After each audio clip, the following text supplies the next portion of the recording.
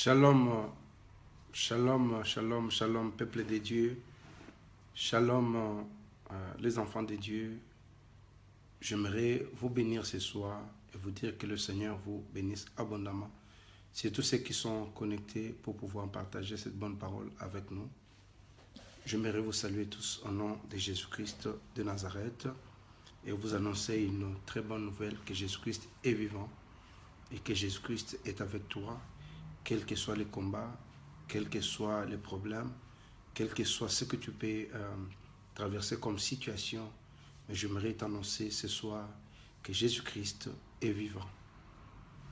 Quels que soient les combats, le démon, le diable, s'il y a des gens qui ne sont pas connectés, ma sœur, tu peux taguer certaines personnes.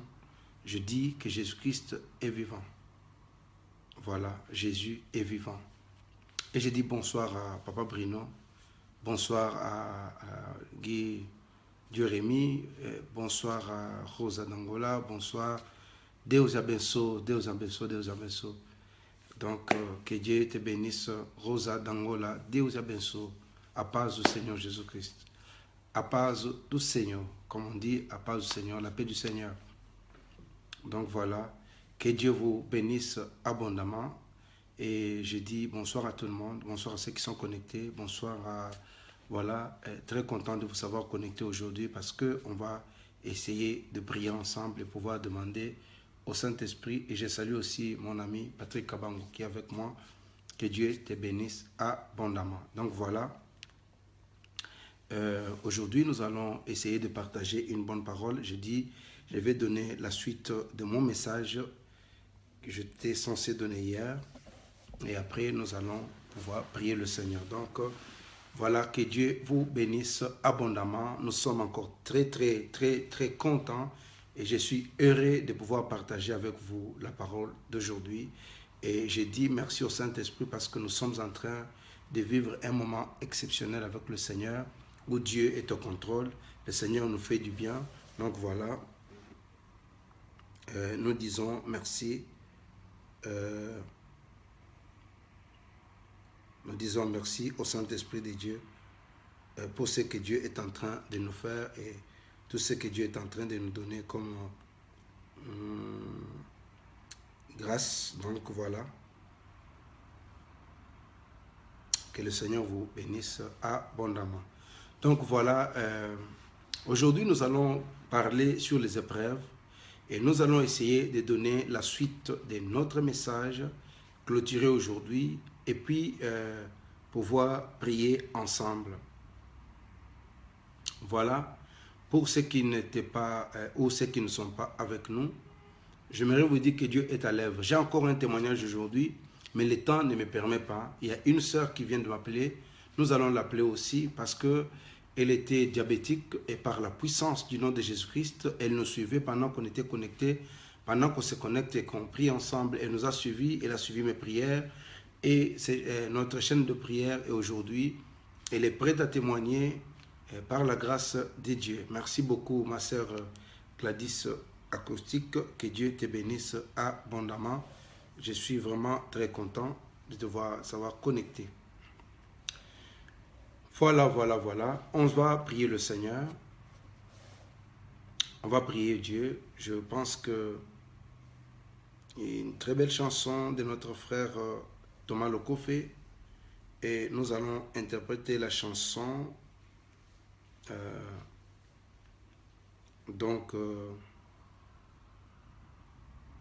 Thomas Lokofé. C'est une très belle chanson, une chanson prophétique.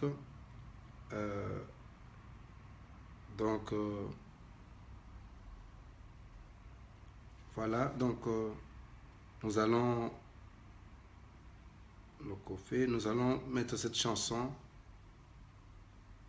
et puis nous allons partager la parole du Seigneur. Merci beaucoup, vous qui êtes connectés. Je suis convaincu que Dieu est avec nous et le Seigneur est en train de nous visiter. Merci beaucoup. Donc voilà, nous allons interpréter cette chanson de notre frère Thomas Lokofé et après on va prier.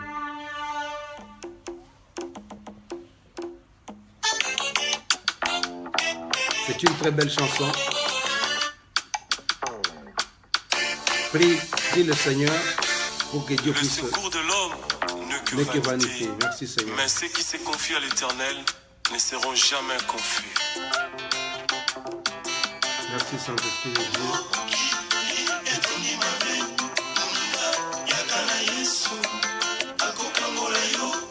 Ô Jésus de Nazareth.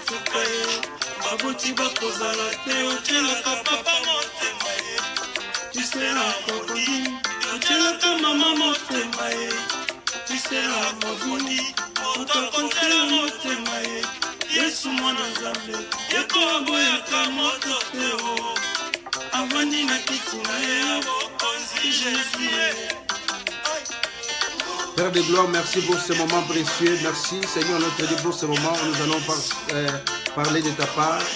Laisse Père de gloire que la parole d'aujourd'hui soit une parole de bénédiction.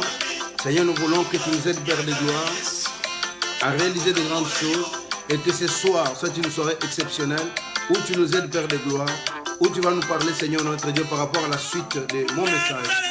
J'ai la foi Père de gloire que tu es Dieu. Merci Saint-Esprit de Dieu.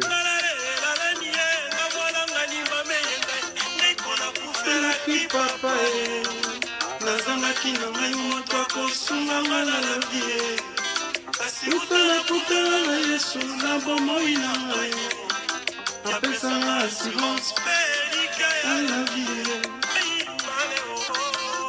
Merci Père de gloire.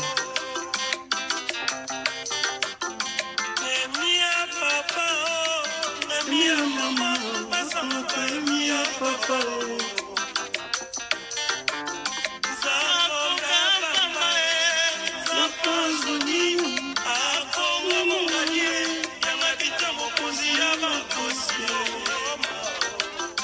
Père, merci.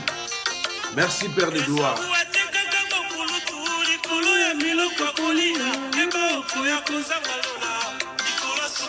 Merci, Père éternel, parce que tu es Dieu.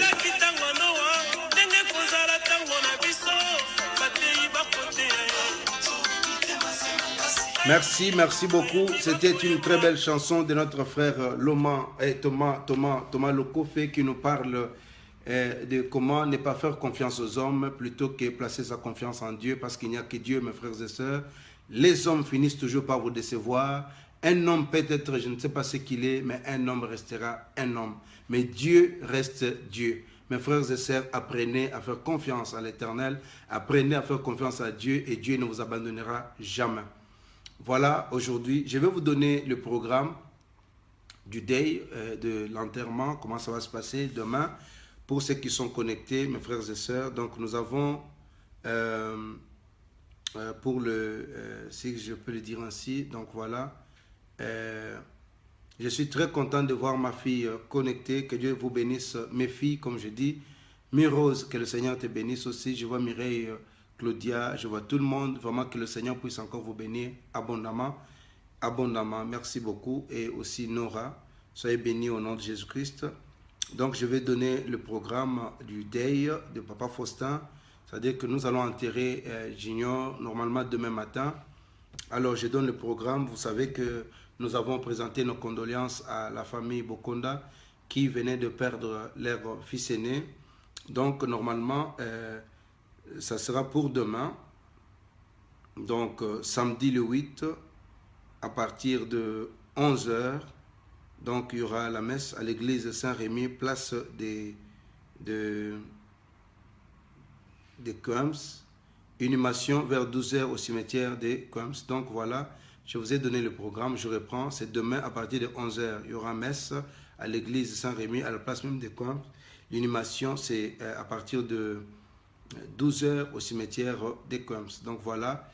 Si vous voulez soutenir cette famille de notre papa Faustin, voilà, vous pouvez nous accompagner et demain, on ira tous soutenir. Il faut pleurer avec ceux qui pleurent et bénir le nom de Jésus-Christ de Nazareth. Merci beaucoup, vous qui avez été bénis. Nous allons continuer avec notre enseignement. Donc, nous allons parler des épreuves de la vie, n'est-ce pas? Alors, hier, on avait donné les enseignements sur les épreuves. Alors, nous allons continuer de parler aussi de ça. Et je suis convaincu que le Saint-Esprit de Dieu est en train d'agir en ce moment. Alors, comme j'avais dit hier, je disais ceci, que je vous ai donné l'exemple dans la Bible. Nous avons parlé dans les Actes des Apôtres, le chapitre 16, le verset 25 jusqu'au verset 26. La Bible dit quoi? Que vers le milieu de la nuit, Paul et Silas prièrent et chantèrent les louanges de Dieu et les prisonniers les entendaient. Donc tout à coup, il se fit un grand tremblement de terre, en sorte que les fondements de la prison furent ébranlés. Au même instant, toutes les portes s'ouvrirent et le lien et tous les prisonniers furent rompus. Donc, dans la méditation d'hier, n'est-ce pas, on a parlé des épreuves qui doivent produire, n'est-ce pas, la patience. Et c'est que la patience doit nous perfectionner pour ne faillir en rien. C'est ce que je dis hier. Et si aujourd'hui, n'est-ce pas, il t'arrive de faillir quelque part, cela veut dire que il y a encore une série de preuves sur ton chemin, n'est-ce pas? Et en résumé, j'ai parlé de la procédure qui se présente comme suite. Je disais que dans la procédure, nous avons d'abord les épreuves, nous avons la patience, nous avons le perfectionnement afin de ne pas faillir en rien. C'est-à-dire que si tu rencontres aujourd'hui des épreuves, certaines situations, dis-toi que le diable, c'est de quelque part, il y a encore des épreuves. Mes frères et sœurs, alors comme je le disais hier et aujourd'hui, ce soir, nous verrons comment est-ce qu'on peut donner, n'est-ce pas, un sacrifice de louange. Je l'ai dit aussi hier, comment est-ce qu'on peut donner un sacrifice de louange à Dieu pendant que nous traversons des moments difficiles, pendant que tu es en train de traverser un moment difficile. Comment est-ce que tu peux donner, n'est-ce pas, comment peux-tu donner un sacrifice de louange à Dieu? Alors, ce passage commence en disant que vers le milieu de la nuit, c'est-à-dire que vers le milieu de la nuit. Or, la nuit peut être spirituellement interprétée comment? Quand on parle d'une nuit, la nuit peut être interprétée spirituellement comme un problème, n'est-ce pas? Un moment difficile où rien ne marche dans ta vie. Ma soeur, peut-être que pendant que tu es connecté, tu traverses des moments difficiles où rien ne marche dans ta vie, où la situation, le mariage, les soucis, les problèmes que tu as, tu traverses tellement de moments difficiles qu'à un certain moment donné, tu as la santé. Ce sont des épreuves dans la vie. Et la Bible dit que la nuit peut être représentée comme un moment difficile où rien ne marche, car tout est obscur. Ma soeur, peut-être que pendant que je suis en train de te parler, tout est obscur pour toi. Mais la révélation est que le Saint-Esprit m'a donné, n'est-ce pas? La révélation que le Saint-Esprit m'a donnée, n'est-ce pas? Et que sur ce passage, c'est que Paul et Silas n'ont pas attendu seulement le matin pour prier ou chanter, n'est-ce pas? Ces hommes de Dieu n'ont pas seulement attendu le matin pour commencer à chanter. C'est seulement au milieu de la nuit. C'est-à-dire que Dieu veut que tu les loues pendant que tu traverses tes moments difficiles. Et vous verrez la suite, n'est-ce pas? Au milieu de la nuit, ils n'ont pas regardé les épreuves, ils n'ont pas regardé leur situation, mais au milieu de la nuit, ils se sont levés pour commencer à bénir le nom de Jésus-Christ de Nazareth. Alors, la révélation que le Seigneur me donne dans ce moment, dans ces versets ici, la seule révélation que Dieu me donne pendant ce moment, c'est qu'au milieu de la nuit, c'est-à-dire que la nuit pour toi, ma soeur, ça peut représenter le moment difficile que tu es en train de traverser. les moments difficiles où tu n'as plus de salaire, les moments difficiles où tu es en train de chercher un travail et tu n'as pas de boulot, c'est un moment où tu es en train de traverser, où tout est obscur dans ta vie. Mais la Bible dit que c'est des hommes de Dieu, Paul et Silas, n'ont pas attendu seulement le matin pour prier ou chanter les louanges de Dieu, mais ils l'ont fait au milieu de la nuit. En d'autres termes, ils l'ont fait au milieu des problèmes. C'est-à-dire que au milieu des problèmes, c'est là qu'ils ont commencé à louer le Seigneur. Vous comprenez? Donc, ils l'ont fait malgré le chêne qui liait leurs jambes, mais ils l'ont fait, n'est-ce pas, malgré que leur corps saignait encore à cause des coups et des fouets, mais ils l'ont fait. Donc vous comprenez, mes frères et sœurs, que même si je traverse des moments difficiles, je peux me mettre à louer le Seigneur, je peux me mettre à glorifier le Seigneur malgré les conditions, malgré les moments difficiles, quel que soit le moment, la situation dans laquelle tu es en train de traverser, mais la Bible est en train de me dire qu'au milieu de la nuit, ils ont commencé à louer le Seigneur. Ma soeur, tu sais le problème avec toi, c'est que tu attends seulement quand tout va bien pour toi pour commencer à glorifier le Seigneur. Je dis que tu as des mauvais fondements, il y a certaines choses, il y a beaucoup de problèmes, tu es peut-être lié, il y a certaines choses qui te lient. Mais ce passage nous dit que tous les prisonniers les entendaient chanter et des louanges à Dieu. Ce qui veut dire que quand nos lèvres ne confessent que des paroles de louanges, et quand nos lèvres ne confessent que des paroles de louange, sans nous lamenter, sans murmurer, ceux qui sont autour de nous sont également, qui sont liés, sont délivrés. Vous comprenez qu'à un certain moment donné, mes frères et sœurs, il faut que tes louanges, il faut que tes lèvres commencent à témoigner la louange et la grandeur de Dieu. Le problème, c'est que nous voulons seulement attendre quand tout va bien. Et pourtant, la Bible dit qu'au milieu de la louange, vous comprenez bien qu'au milieu de la louange, cet homme s'est levé, il a commencé à prier le Seigneur. Donc voilà, alors ce passage nous dit que tous les prisonniers les entendaient chanter. Ma soeur, le problème avec toi, c'est que quand tu traverses des moments difficiles, tu veux que les gens, c'est-à-dire que l'hymne national dans ta bouche, ce sont les murmures et ce sont des problèmes. Mais j'aimerais te dire que pendant ce temps ici, les gens veulent entendre nos malheurs pour qu'ils se moquent de nous. C'est-à-dire que les gens veulent entendre que tu leur dises, voilà, ça ne va pas, pour qu'ils commencent à te critiquer. Mais même quand tu traverses des moments difficiles, David dit ceci, même lorsque David dit ceci, quand je marche dans la vallée de l'ombre de la mort, je ne crains aucun mal. Pourquoi? Parce que tu es avec moi. Donc vous comprenez que ce passage est clair, ma sœur. Tu dois comprendre que même si tu traverses des moments difficiles, c'est pourquoi Dieu n'exauce pas à tes prières. Pourquoi? Parce que tout simplement, il y a des moments, quand tu traverses des moments difficiles, tu ne sais pas discerner et louer le Seigneur. Or, quand tu traverses des moments difficiles, c'est là que tu restes à la maison, c'est là que tu ne veux plus venir à l'église, c'est là que tu commences à détester ton église. Et pourtant, la Bible dit que Paul et Silas étaient liés. Ils avaient encore ils saignaient de partout, mais au milieu de la nuit, ils se sont levés pour commencer à louer le Seigneur. Alors, vous allez comprendre qu'ils ont évité ce qu'on appelle les paroles négatives. Alors, vous comprenez que c'est-à-dire qu'ils avaient aussi des problèmes. Mais quand les gens qui ont des problèmes nous entendent, n'est-ce pas? Nous leur communiquons la vie et l'espoir. Un pasteur doit apprendre à communiquer la vie et l'espoir à ses enfants, aux enfants de Dieu. Moi, je ne peux pas commencer à vous raconter, voilà, les sorciers sont plus puissants, il y a telle personne qui vous envoûte. Non, tous les jours ici, il y a des gens qui sont en train de nous envoûter. Que tu sois au courant ou pas, il y a des gens qui vous envoûtent. Mais je sais une chose, David déclare que mon Rédempteur est vivant. Et non, Job dit, mon Rédempteur est vivant. Vous savez quoi? Pendant que toi tu dors, le Saint-Esprit de Dieu te garde et Dieu te protège, ma soeur. Alors, ce passage est en train de nous montrer comment est-ce que ces gens entendaient. C'est-à-dire que les gens qui sont tout autour de toi doivent entendre que toi, ne te plains pas, ne pleure même pas, même si tu es malade. La Bible dit que ceux qui sont faibles disent que nous sommes forts. Que ceux qui sont pauvres disent que nous sommes riches. Pourquoi tu veux que les gens entendent? Pourquoi tu veux que les gens soient au courant de tout ce qui se passe chez toi? Pourquoi tu veux que les gens soient au courant de tes malheurs? Pourquoi tu veux que tout le monde soit au courant de tout ce qui se passe chez toi? Parce que les gens n'attendent que ça pour commencer à t'insulter. Mais la Bible est en train de nous dire que pendant qu'ils se plaignaient, mais ces gens ont commencé à louer le Seigneur. Donc, alors, vous comprenez que donc nous avons ceux qui sont tout autour de nous, qui essaient un peu. Donc, voilà pourquoi, non seulement les louanges de Dieu nous libèrent de nos problèmes, mais elles peuvent aussi libérer ceux qui sont tout autour de nous. Donc, vous comprenez qu'à un certain moment donné, ma soeur, quand tu commences à louer le Seigneur, non seulement les louanges de Dieu vont te libérer, mais ça va libérer aussi tes enfants. Tu sais qu'à chaque fois que toi, tu te plains, c'est que tu es en train de bloquer ta propre vie. Non seulement les louanges nous libèrent, mais ces louanges-là libèrent aussi ceux qui sont autour de nous. Même quand je traverse des moments difficiles, mais commence à louer le Seigneur, ma soeur Murose. Commence à louer le Seigneur. Même quand tu traverses des moments difficiles, loue le Seigneur par rapport à ce que Dieu t'a promis, par rapport à ce que Dieu est en train de faire. Ne regarde pas ta situation. Vous savez pourquoi? Parce qu'il faut savoir parler le langage du ciel.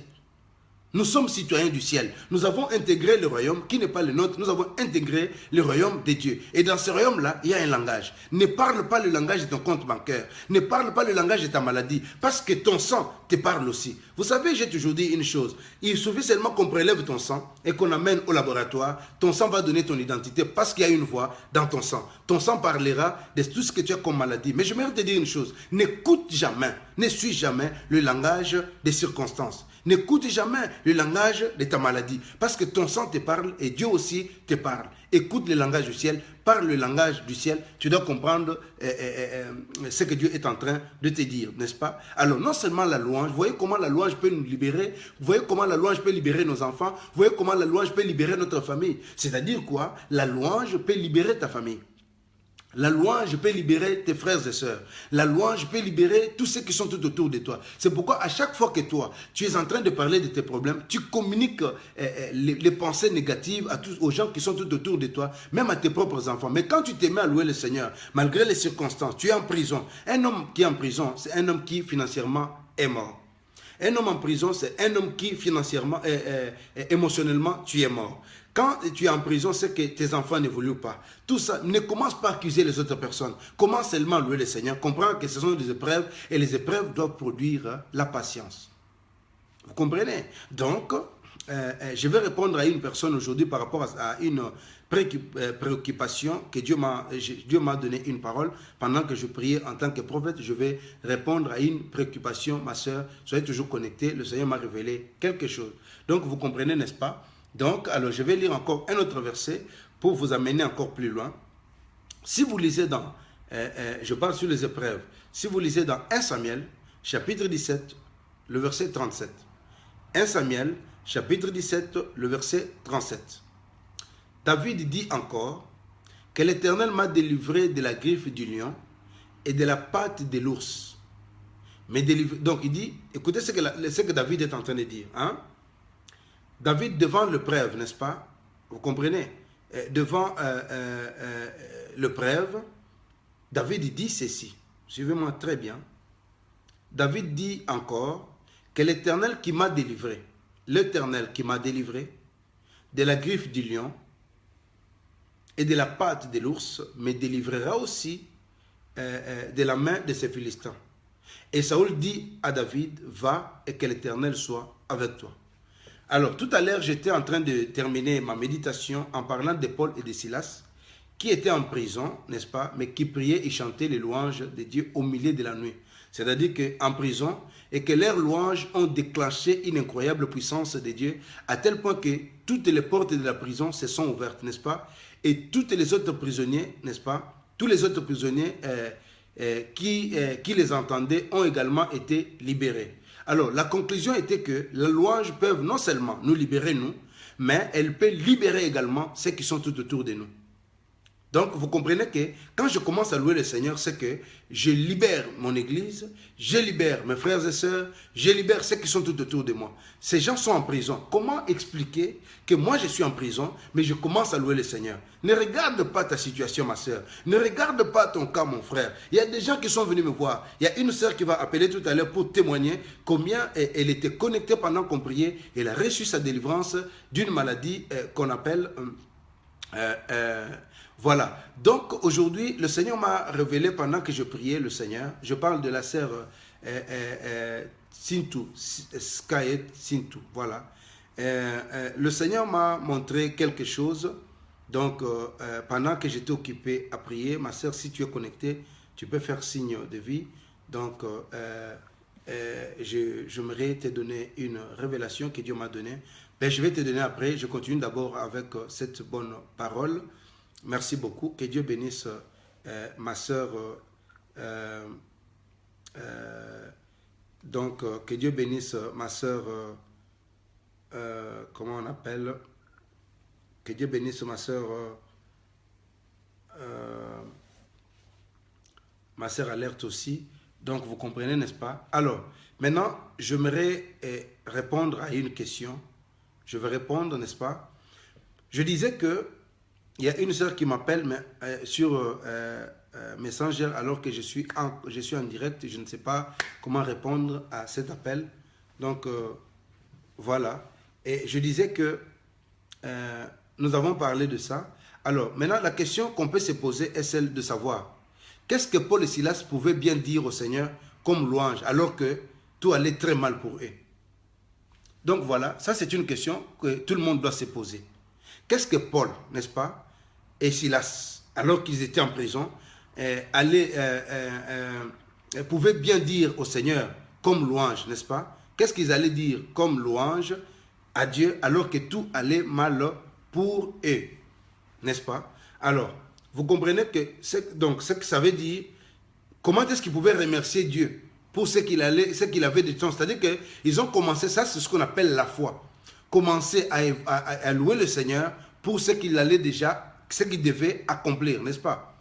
Alors, je disais tout à l'heure, il y a quelqu'un qui m'a perturbé parce qu'il m'envoie un message là, donc la question qu'on peut se poser est de celle de savoir qu'est-ce que Paul et Silas, n'est-ce pas, pouvaient bien dire au Seigneur comme louange alors que tout allait mal pour eux. Ma soeur, peut-être que pendant que je suis en train de te parler, qu'est-ce que tu vas dire à Dieu alors que tout est en train d'aller mal pour toi? Comment tu peux dire merci à Dieu? Mais la Bible dit qu'il priait et il chantait des louanges de Dieu. Ce qui veut dire qu'il remerciait Dieu pour ce qu'il avait déjà fait dans le passé, n'est-ce pas? Et quant au présent, il pouvait remercier Dieu d'être capable de les sortir de la prison, surtout du fait qu'il est le maître des temps et des circonstances. Donc ma soeur, tu peux comprendre que si moi je bénis le Seigneur aujourd'hui, je le bénis par rapport à ce qui s'est passé dans le passé.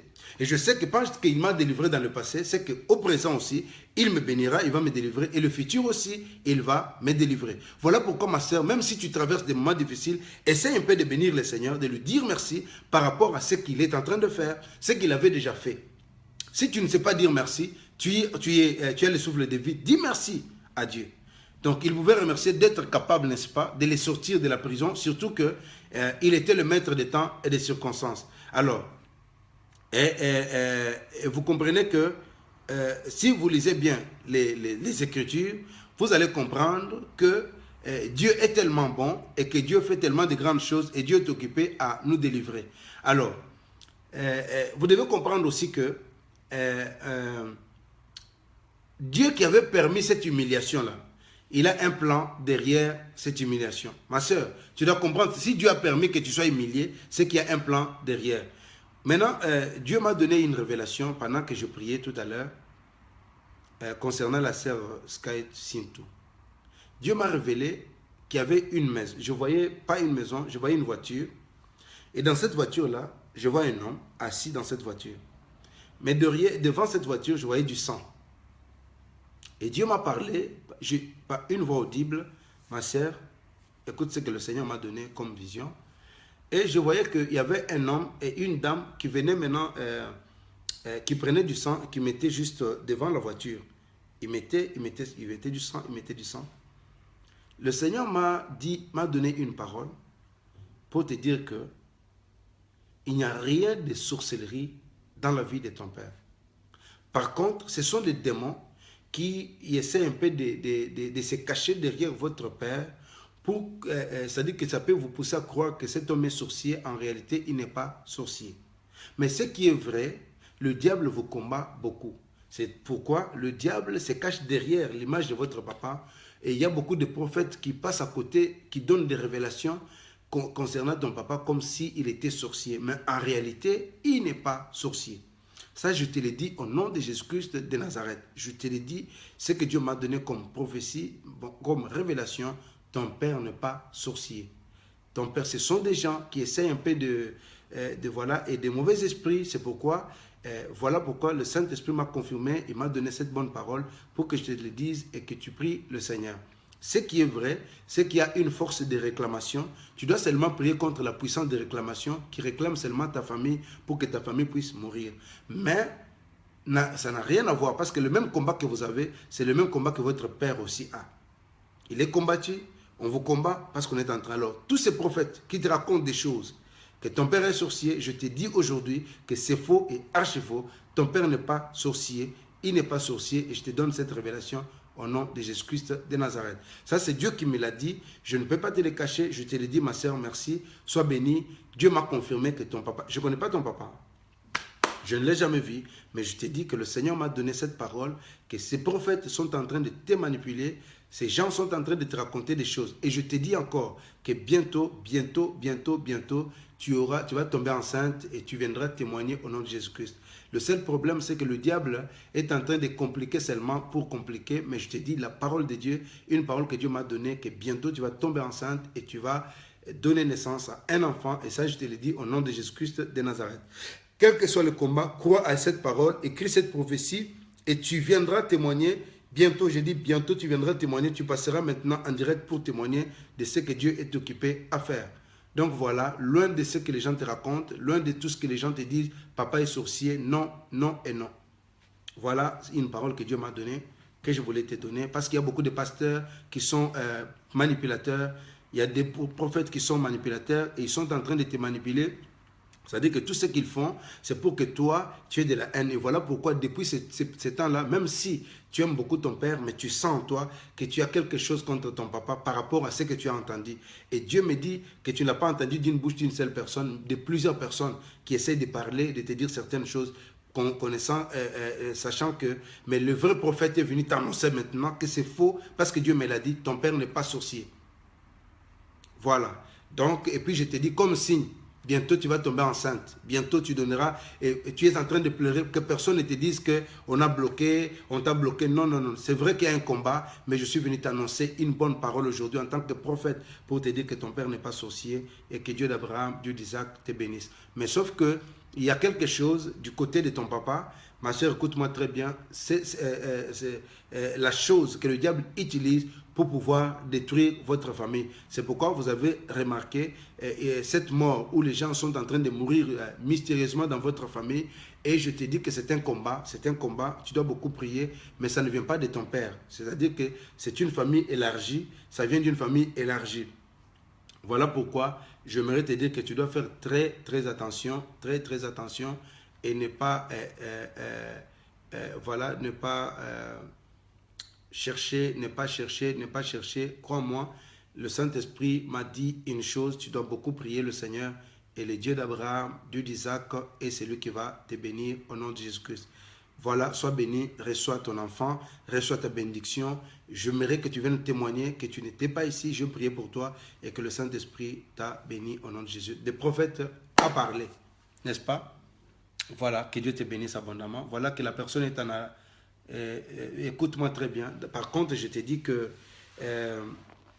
il y a quelqu'un, écoute-moi très bien, il y a une personne qui est passée dans ta vie, qui voulait te maudire, cette personne qui voulait te faire du mal, cette personne, je vois une dame en Allemagne que je ne connais pas, avec qui t'a créé beaucoup de problèmes pour pouvoir aussi déstabiliser ta vie. Je parle d'Allemagne, une fille, et ça s'est passé dans ton église, n'est-ce pas, où tu priais avant. Voilà, je ne connais pas, c'est-à-dire que le Saint-Esprit de Dieu m'a révélé qu'il y a beaucoup de gens qui t'ont combattu. Merci. Et voilà que le prophète, l'œil de Dieu, comme on dit, la bouche autorisée, est en train de prophétiser. Et je parle au nom de Jésus-Christ de Nazareth. Sois béni là où tu es et que mon Dieu te bénisse abondamment pour cet éclaircissement. Sois concentré, pense à Jésus. Dieu t'a donné et tu viendras témoigner au nom de Jésus-Christ de Nazareth. Ok, merci. Revenons à notre enseignement. Alors, je disais que la question qu'on peut se poser, n'est-ce pas? Tu dois comprendre qu'il y a un plan derrière, n'est-ce pas? Cependant, les moments pareils, qu'on peut tester notre confiance, c'est dans des moments pareils qu'on peut tester notre confiance en Dieu. Alors, nous disons tous que nous avons la foi. Mais la foi reste imparfaite aussi longtemps qu'on manque de confiance totale. Une fois, Mirose, que Dieu te bénisse, tu sais que je t'aime beaucoup. Je t'aime beaucoup, ma fille. Donc, nous voulons vous dire, n'est-ce pas, que nous disons tous que nous avons la foi. Mais la foi reste imparfaite, n'est-ce pas, aussi longtemps qu'on manque de confiance totale. Alors, vous pouvez aussi vous demander comment est-ce qu'on peut avoir la foi sans confiance. Tu peux te demander comment est-ce que tu peux avoir la foi mais sans confiance. Comment tu peux avoir la foi mais sans confiance? Si quelqu'un se trouve au milieu d'un problème sérieux, hein, il sait que Dieu est capable, n'est-ce pas, de trouver une solution, car il est le tout-puissant. Et rien n'est impossible à lui. Alors, il peut croire, n'est-ce pas, de tout son cœur, sans aucune ombre de doute, n'est-ce pas? Mais le grand problème est de croire qu'il va intervenir dans ce problème en particulier. Cette personne a la foi à l'existence de la puissance de Dieu, mais il n'a pas confiance à son secours concernant son problème en particulier. C'est que tu dois comprendre certaines choses, n'est-ce pas? Alors, par exemple, le verset que nous venons de lire dans 1 Samuel chapitre 17, le verset 37 nous montre par exemple David, comment on peut construire la confiance en Dieu. Vous comprenez? Ma sœur, aujourd'hui, j'aimerais t'amener comment est-ce que tu peux construire la confiance en Dieu pour avoir une grande bénédiction. Comment est-ce que tu peux construire la confiance en Dieu? L'armée d'Israël était face à un grand géant qu'on appelle Goliath. Ma sœur, tu peux te retrouver devant une situation qu'on appelle Goliath dans ta vie. Et la Bible dit que Goliath, qui faisait trembler tous les enfants d'Israël à cause, n'est-ce pas, de sa grandeur et surtout de sa force. Peut-être qu'au moment où je suis en train de te parler, ton problème est tellement grand, ta maladie est grande, ta situation est tellement grande et que tu es en train de traverser un moment difficile et ta maladie te parle, ton Goliath te parle, le célibat te parle, les soucis te parlent, les problèmes te parlent, les problèmes de tes enfants te dépassent, n'est-ce pas? Alors, comment est-ce que tu peux arriver à construire la confiance, n'est-ce pas, entre toi et ton Dieu, n'est-ce pas? Et vous comprenez que l'armée était face à un géant qu'on appelle le Philistin. C'est-à-dire que l'armée était face à ces géants, l'armée était face à cet homme. L'armée, peut-être que pendant que tu es en train de parler, tu penses que tes enfants ont déjà échoué. Tu es en train de penser que c'est fini pour toi. Tu es face à une situation difficile. Donc cette situation faisait tout trembler tout le monde à cause de sa grandeur. C'est-à-dire que tu as des problèmes à cause de la grandeur de ta maladie. Et surtout, la force, n'est-ce pas? Alors, David n'était qu'un petit enfant. Mais n'était qu'un petit enfant, plein de confiance en l'Éternel. Ton problème, c'est que tu viens prier à l'église, mais tu n'as pas confiance en l'Éternel. David n'était qu'un petit enfant, mais ce petit enfant avait confiance en l'Éternel. Et comme le roi Saoul était tellement désespéré, après avoir entendu ce après avoir entendu qu'il y avait un enfant qui croyait avoir le pouvoir, n'est-ce pas, de battre Goliath, il a appelé, c'est-à-dire qu'il a appelé cet homme pour découvrir où se trouve sa confiance, n'est-ce pas? Alors, le roi David, le roi Saoul était désespéré. Vous savez, à chaque fois que tu entends des choses, ça va décourager ta foi. À chaque fois que tu entends, on a dit, on a fait ça, ça peut décourager ta foi. Alors, essaie de sélectionner ce que tu entends et ferme tes oreilles pour ne pas écouter le diable, n'est-ce pas? Et la Bible est en train de dire que David, nous comprenons que Saoul avait tellement entendu, et comme il n'avait pas confiance, alors son armée était désespérée. Il a voulu maintenant comprendre où reposer la confiance de ces petits gamins David. C'est comme les gens se demandent comment ce prophète peut prophétiser sur Internet, commencer à sortir des choses, il révèle de grandes choses, il parle des choses. Parce que ma confiance est en Jésus-Christ de Nazareth. Je crois en Jésus-Christ, j'ai confiance en lui, je sais qu'il est mon Dieu, je sais qu'il va te guérir. Il n'y a aucune maladie, ma soeur, qui peut résister devant le nom de Jésus-Christ. Il n'y a aucune situation qui peut résister devant les dons de Jésus-Christ. Tu as un problème, n'écoute pas certaines personnes. Viens à l'église Assaut du Salut, boulevard de l'Abattoir, numéro 26. Viens, on va prier pour toi. Ici à Bruxelles, on priera pour toi. Si tu es à Kinshasa, va à Limité sur 14e rue, tu vas voir le pasteur Jean-Claude est là, on va prier pour toi. Alors écoutez-moi très bien. La Bible dit que le roi Saoul maintenant va maintenant s'intéresser. Il va aller maintenant pour voir et s'intéresser pour demander où reposer la force. D'où venait la force de ce jeune homme? Suivez-moi très bien. Il s'intéresse à... Tu sais, il y a des gens qui veulent toujours se plaindre quand tu traverses des moments de preuve. Mais il est allé maintenant consulter pour voir d'où venait sa confiance. Pourquoi? Alors, il y avait un enfant qui croyait maintenant avoir le pouvoir de battre Goliath. C'est-à-dire que cet homme est sorti pour dire, moi je vais combattre, je vais battre Goliath. Il a appelé maintenant pour découvrir où se trouvait sa confiance. Ma soeur, écoute-moi, David lui a expliqué que quand il faisait paître les troupeaux de son père et qu'un lion ou un ours l'attaquait, il les saisissait et les tuait avec ses propres mains alors qu'il n'était qu'un petit garçon. Qu'est-ce que j'aimerais te dire par là? C'est que tu dois comprendre que David dit à cet homme, il dit, ma force, hein, c'est dans le passé. Si Dieu t'avait donné la victoire dans le passé, ma soeur, crois en moi qu'aujourd'hui, il te donnera aussi la victoire. Si tu n'étais pas décédé il y a 10 ans, c'est que si tu n'es pas mort, c'est que demain, tu vas vaincre la situation que tu as. Si tu as encore des problèmes aujourd'hui, ma soeur, David dit, hein, parce que j'ai tué, ma soeur, écoute-moi très bien, toi qui es connecté ce soir, les petites victoires que tu as connues dans le passé peuvent t'accorder la grande victoire que tu attends aujourd'hui. Vous comprenez? Le verset 17, non, 1 Samuel chapitre 17, le verset 37 nous dit, David dit encore, que l'Éternel qui m'a délivré des griffes du lion et de la patte de l'ours, me délivrera aussi de la main de ces Philistins. Et Saül dit, va, que l'Éternel soit avec toi. Alors, vous comprenez que je suis en train de méditer avec vous sur ces versets, qui nous montrent comment est-ce qu'on peut construire la confiance en Dieu, comment est-ce qu'on peut construire la confiance. On parlait de David qui n'était qu'un petit garçon, mais qui croyait pouvoir battre Goliath, n'est-ce pas? Alors que toute l'armée n'osait pas lui faire face. La maladie aujourd'hui, même le médecin n'ose pas faire face à cette maladie. Mais j'aimerais te dire, la situation que tu as, mais j'aimerais te dire que, ma soeur, là où tu es, Dieu veut bénir ta vie et Dieu veut te faire beaucoup de bien. Alors, qu'est-ce que j'aimerais vous dire? J'étais en train de parler de David. Alors pour découvrir maintenant d'où venait une si grande assurance, l'explication de sa confiance s'explique au verset que je vous ai donné. David a conclu que si l'Éternel l'a délivré de la griffe des lions, n'est-ce pas? Vous comprenez ce que David est en train de dire? Il dit, si le Seigneur m'a délivré de la griffe des lions, de la patte de l'ours, il me délivrera aussi de la main de ces Philistins. Ma soeur, Mami Moulamba, ma soeur Rosa d'Angola, Mi-Rose ma fille, ma soeur force du cœur, si Dieu t'avait accordé la grâce il y a 1 an, tu n'es pas morte. Ce n'est pas aujourd'hui que la maladie va te tuer. Si Dieu t'avait délivré il y a 10 ans, les petites victoires que tu as peuvent encore te donner la force que demain tu vas détruire le diable. Alors, en regardant le petit David, le roi Saül ne croyait pas que ses oreilles, ne croyait pas à ses oreilles.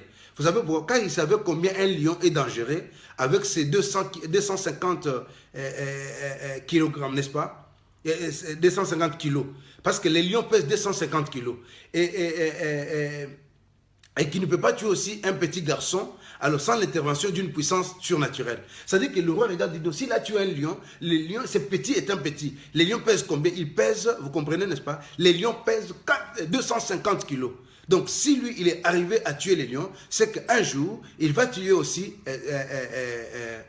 ces démons. Alors, il dit qu'il comprend que cet homme a une force surnaturelle. Ma soeur, ta parole, tes paroles, la force que tu as peut te donner la victoire. Les victoires que tu as connues dans le passé, si tu as traversé des moments difficiles et que Dieu d'Abraham a été avec toi, pourquoi tu dois t'aider? C'est-à-dire qu'il dit, David dit ceci, parce que j'ai tué l'ours et j'ai tué le serpent, j'ai tué les lions, je tuerai aussi ces Goliaths. C'est-à-dire que, est-ce que vous vous imaginez qu'un lion pèse combien? Un lion pèse 250 kilos. Mais ce jeune homme dit au roi, mon cher le roi, écoute-moi très bien, si j'ai vaincu dans le passé, si j'ai vaincu et qu'aujourd'hui j'ai des papiers en Europe, si j'ai vaincu qu'aujourd'hui j'ai acheté une voiture en Europe, si j'ai vaincu aujourd'hui j'ai des enfants, si j'ai vaincu aujourd'hui j'ai des moyens, si aujourd'hui j'ai vaincu, c'est que demain aussi je vais dominer le diable. Donc la victoire que tu as connue dans le passé peut te donner aussi cette force de dire à la maladie que je vais te dominer. Même si c'est le sida, même si c'est le cancer. David regarde, il sait que le roi est paniqué, le roi est paralysé. Mais il dit, écoute-moi très bien, moi j'ai tué. Vous savez, ma soeur, pose-toi la question, as-tu déjà tué l'ours dans ta vie? Oui. Les jours de ta naissance, il y a des gens qui sont décédés, mais toi tu es vivante. As-tu déjà tué la pauvreté? Oui, parce qu'aujourd'hui tu as un boulot. As-tu déjà trouvé... Alors, avec ça, quand tu regardes tout ça, tu te dis, parce que j'ai tué l'ours, j'ai tué aussi Goliath. Alors, vous comprenez que, ça dit que quand le roi regardait ce petit David, il dit non, s'il a tué 250 kilos, un lion qui pèse 250 kilos, il peut tuer aussi. Donc, apprends, ma soeur, tu dois apprendre une chose, que la maladie que tu as, les soucis que tu as, c'est rien par rapport à ce que tu connaîtras comme délivrance. Alors, il dit encore, il dit, mais si cet homme a tué, c'est peut-être sans intervention. Il a tué avec l'intervention divine. Ma soeur, comme tu es là, tu as vaincu dans le passé. Comme tu es là, tu es en train de vaincre. Et je te dis au nom de Jésus-Christ que le Dieu que tu sers est celui qui va te bénir et Dieu va te faire beaucoup de bien. Alors que tout Israël était rempli de peur. Vous comprenez que Israël était rempli de peur. Vous savez, il y a des gens, vous savez le problème c'est quoi? À chaque fois que tu vas raconter à une personne, moi j'ai le sida. Hé, mais ce sida là, il a déjà tué ma soeur. Ma mère est morte du sida. Non, non, non, non, non. Mon frère et ma soeur, écoute-moi très bien. Moi qui vous parle ici, hein, ma mère était atteinte du sida. Moi qui vous parle ici, j'ai vécu ça. Ma mère était atteinte du sida. Mais je prie le Seigneur. J'ai demandé au Seigneur de guérir ma mère. Et Dieu l'a guérie. Vous croyez que Dieu n'est pas n'importe qui? Ma mère a été guérie du sida. Je ne sais pas pourquoi toi, tu peux limiter le Seigneur, ma soeur. Ne limite pas ton Seigneur. Si tu as vaincu dans le passé, toutes les petites victoires que tu as connues dans le passé te donnent encore le courage d'affronter le diable, de dire, oh, je suis David, je suis comme David. Il dit, parce que j'ai tué l'ours, parce que j'ai tué dans le passé, j'ai tué. Il dit au roi, j'ai tué, je tuerai aussi. Dis à tes ennemis, ma soeur, que parce que dans le passé, il y a quelque chose, il y a une victoire, non, que Dieu t'a accordée, non? Réunis toutes ces victoires-là. C'est comme ça que tu sauras comment placer confiance en ton Dieu. Donc, vous comprenez, n'est-ce pas? Je dis souvent en Belgique, je dis aux gens, que même si mes fidèles de la Belgique ne m'aiment plus, ou ils ne m'aiment pas, Dieu m'a donné des enfants partout, en France, Dieu m'a donné des enfants en Angola, Dieu m'a donné des enfants en Allemagne, le Seigneur m'a donné des enfants en Hollande, même à Budapest, j'ai des enfants partout et je ne peux que dire merci. À Dijon, j'ai des enfants. À Portugal, j'ai des enfants. Je dis merci au Seigneur Jésus-Christ parce que Dieu est occupé à consoler mon cœur. Il me donne des enfants partout, partout, partout. Et je vous aime, que Dieu vous bénisse abondamment. J'espère que sœur Karine ne sera pas trop jalouse parce qu'elle m'aime beaucoup. J'ai des enfants. Regarde comment ma sœur Rose Angélique, n'est-ce pas, m'écrit pour me dire, mon cher papa. Et moi aussi, je te réponds, ma chère fille, que Dieu te bénisse abondamment. Je t'aime beaucoup. N'est-ce pas? Donc, c'est comme quand je vois Mirose à chaque fois, je dis, ah ma fille, je t'aime, je t'aime, je t'aime. Love you, ma soeur. Que Dieu te bénisse abondamment. Donc, voilà. Alors, vous comprenez que cet homme est en train de dire, voilà, et j'ai dit aussi à ma soeur Karine que je t'aime beaucoup. 15 ans n'est pas facile, hein? On a vécu avec toi 15 ans, tu as grandi à l'église, j'ai vu tes enfants naître à l'église, Dieu a fait des miracles dans cette église, tu as reçu ta nationalité à l'église, que Dieu te bénisse abondamment, ma soeur et moi, Mukendi. Sois béni. Donc, vous comprenez, n'est-ce pas, en lisant la parole de Dieu, nous comprenons que David avait compris. Alors maintenant, alors que tout Israël avait peur, n'est-ce pas? David était le seul à y croire. Tu sais que tu peux t'entourer des gens qui ont peur. Tu peux t'entourer des gens qui n'ont plus confiance en toi. Tu peux t'entourer des gens, écoute-moi très bien, la foi vient de ce qu'on entend et ce qu'on entend vient de la parole de Dieu. C'est-à-dire que tu peux t'entourer des gens qui ne t'aiment pas, qui parlent négativement, mais toi parle positivement. Parle bien, ma soeur, parle en bien. C'est-à-dire que toi, tu dois témoigner le contraire de ce que les autres sont en train de raconter. Alors, vous comprenez que pendant que tout Israël avait peur, vous savez pourquoi ils avaient peur? Parce qu'ils sont restés pendant 40 jours, 40 nuits et 40 jours à écouter seulement le même discours. Tu sais pourquoi tu es paralysé? Parce qu'à chaque fois, tu entends toujours les mêmes choses, le lundi, le mardi, le mercredi, mais tu ne sais pas. Et pourtant, Dieu t'a donné un prophète. Au lieu de te confier à ce prophète, d'appeler ce prophète, de venir pour qu'il prie pour toi, tu ne comprends pas. Donc voilà, Dieu est bon. Alors, vous comprenez que David avait compris ce qu'on appelle la notion du surnaturel, n'est-ce pas? Alors, cet homme a compris, et Saoul maintenant était impressionné par son assurance que cet homme avait pour l'Éternel. Et il dit maintenant, il dit, va et que l'Éternel soit avec toi. Alors, vous comprenez que la confiance en l'Éternel est le meilleur moyen, n'est-ce pas, de surmonter, mes frères et sœurs. La confiance en l'Éternel est le meilleur moyen de surmonter toutes sortes de preuves. Quand tu as confiance en l'Éternel, c'est-à-dire que la confiance en Dieu est le meilleur moyen, n'est-ce pas, de surmonter toutes sortes de preuves auxquelles nous pouvons être exposés. Alors, à chaque fois qu'on est face à un problème, nous devrions nous arrêter et essayer de nous rappeler de tout ce que Dieu a déjà fait dans notre vie dans le passé. Ma soeur, à chaque fois que tu as un problème, pour avoir la confiance, hein, à chaque fois que tu auras un problème ou tu vas te retrouver dans une situation difficile, hein, arrête-toi un peu, rappelle-toi, n'est-ce pas, de tout ce que Dieu a accompli dans le passé dans ta vie. Si Dieu t'avait déjà guéri dans le passé, si Dieu te donne encore le souffle de vie jusqu'à aujourd'hui, aucun sorcier n'aura le pouvoir de te tuer. Alors nous devions penser maintenant que comme David en disant que si Dieu a fait ceci et cela dans le passé, il peut encore le faire maintenant. Ma soeur, j'aimerais te dire que si Dieu a fait ceci et cela, il peut le faire encore maintenant. Si dans le passé, Dieu t'avait donné un homme qui avait beaucoup de moyens, il peut le faire encore aussi maintenant. Alors, s'il t'a délivré il y a 5 ans, il peut toujours me délivrer aujourd'hui. S'il m'avait délivré il y a 2 ans, il peut encore te délivrer aujourd'hui. Parce que pourquoi? Parce que car Dieu ne change pas et sa puissance aussi ne change pas et sa puissance est toujours la même. J'aimerais te dire que le Dieu qui guérit, sa puissance est toujours la même, n'est-ce pas? Alors, très souvent, l'Éternel rappelait à son peuple qu'il est le Dieu qui les a fait sortir, n'est-ce pas, d'Égypte pour, n'est-ce pas, qu'il puisse les rappeler comment il a ouvert, n'est-ce pas, la mer rouge, afin de gagner leur confiance. À chaque fois, Dieu nous rappelait, n'est-ce pas, il dit, je fais ça pour rappeler, pour qu'il crée une confiance. Donc, si tu dois comprendre une chose, ma soeur, compte sur Dieu et Dieu te fera du bien, n'est-ce pas? Alors, il y a des épreuves qu'on traverse, n'est-ce pas? Il y a des épreuves qu'on traverse, hein, où on sera complètement, donc vous comprenez, n'est-ce pas? On perd complètement la présence de Dieu, à tel point qu'on a l'impression que les cieux est fermé, alors, à double tour. Alors, qu'est-ce qui nous arrive? Nous essayons maintenant de prier, nos prières n'arrivent pas à dépasser le plafond, alors on commence très vite, on se décourage.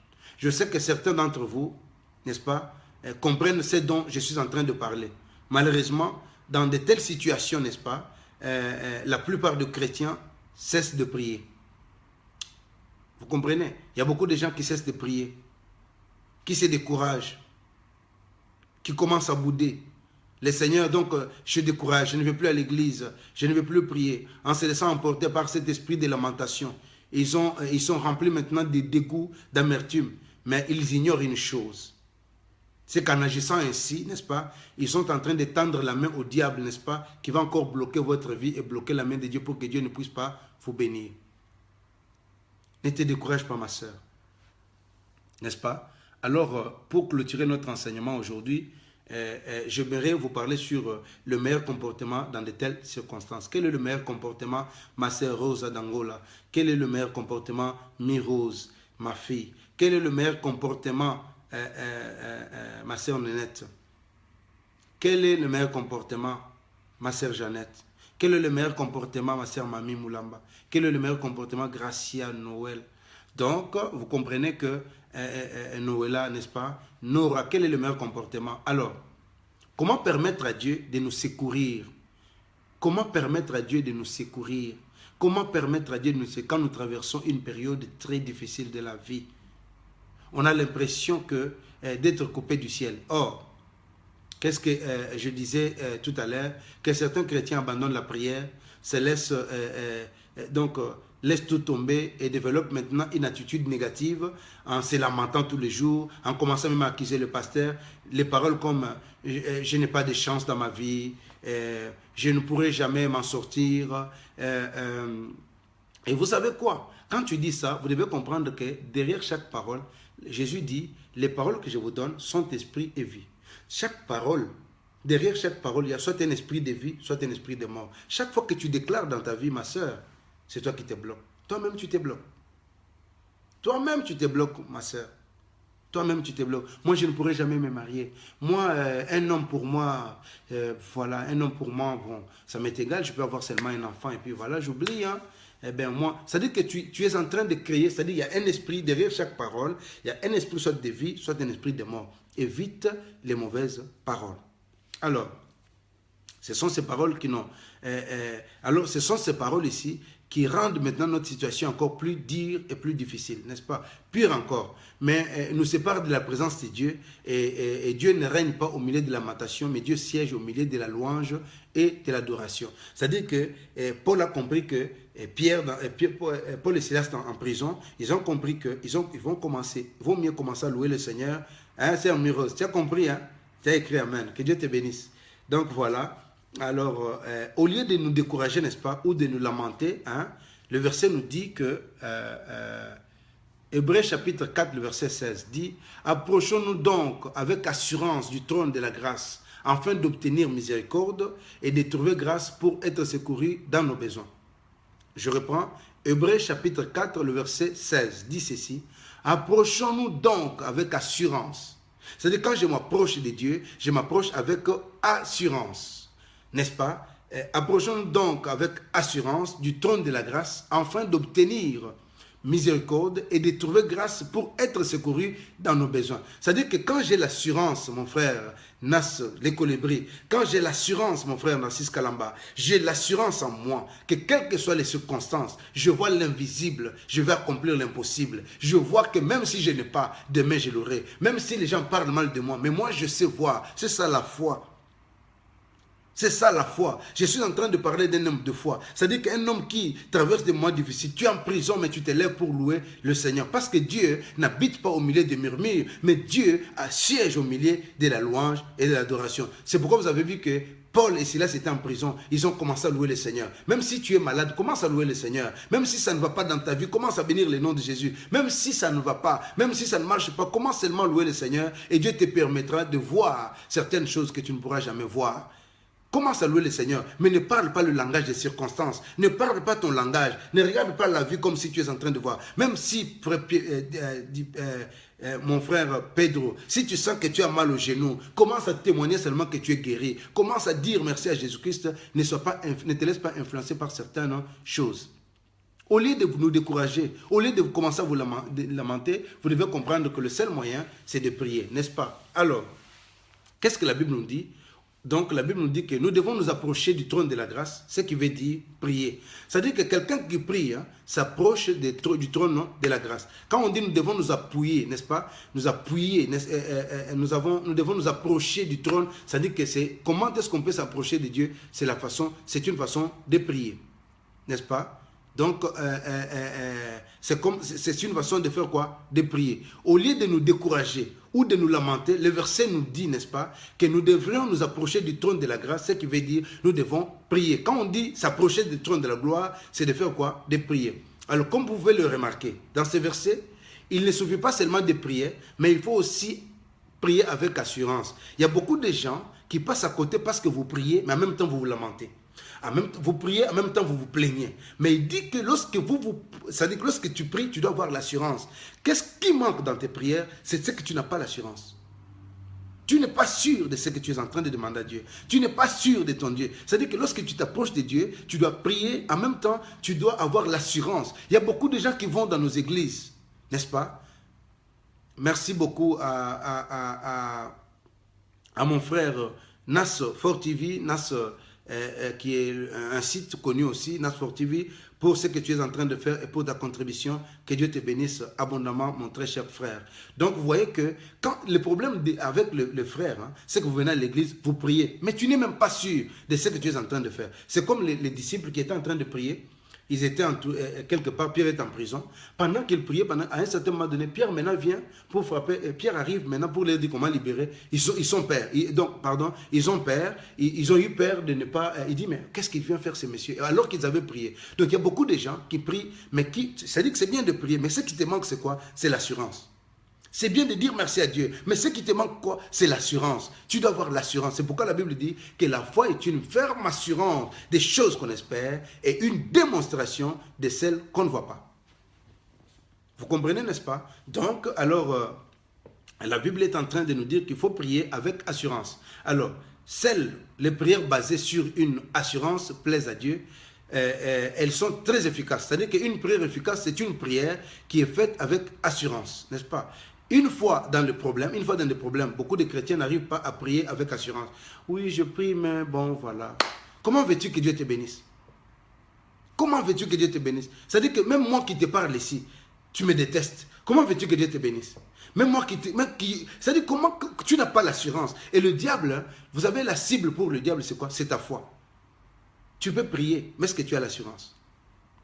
Alors, donc vous comprenez que la prière doit être, une prière efficace doit être basée sur une assurance. C'est une prière qui va plaire à Dieu et qui sera efficace. Alors, une fois dans les problèmes, il y a beaucoup de gens qui n'arrivent pas à prier avec assurance. Vous savez, car leurs prières sont basées sur leur Père, non sur la foi. C'est-à-dire que tu arrives dans une église, les gens, la prière est basée sur la foi et sur la Père et non pas, n'est-ce pas? Il y a beaucoup de gens, vos prières sont basées sur la Père et non sur la foi. Je vous donne l'exemple des gens qui viennent dans nos églises, qui ont la prière basée sur la foi.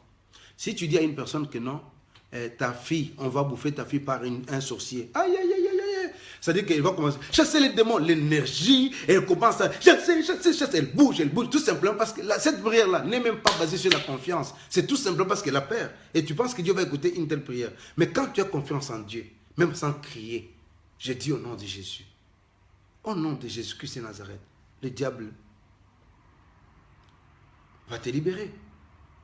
C'est-à-dire que, tu vois, une prière, quand tu as confiance en Dieu, tu ne fais pas la prière parce que une prière basée sur la peur. Ou parce qu'on m'a dit que je vais mourir, tu commences à prier. C'est-à-dire la motivation, c'est la peur. Je commence à prier, je commence à chasser les démons parce que ma motivation, c'est la peur. Voilà de telles prières, Dieu ne pourra jamais exaucer de telles prières. C'est-à-dire que tu veux seulement qu'on te dise, qui te dit que la délivrance, c'est seulement quand quelqu'un tombe?